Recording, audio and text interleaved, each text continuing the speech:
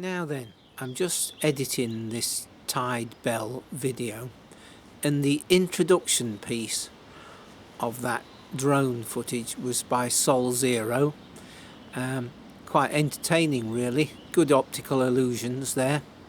And we went off to up the coast to see the tide bell, and the sea wasn't quite right, as you can see, but there was quite a strong wind and there was a rolling surf, but just at the wrong point of the tide, and also it was a neap tide, so it hadn't come up as far up the beach as required, but you can get the general idea. It's a very interesting bit of kit, and apparently there are several around the British coast.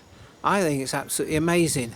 So I've had to turn the volume right down so you can just about hear the bell when I make the clapper work, right?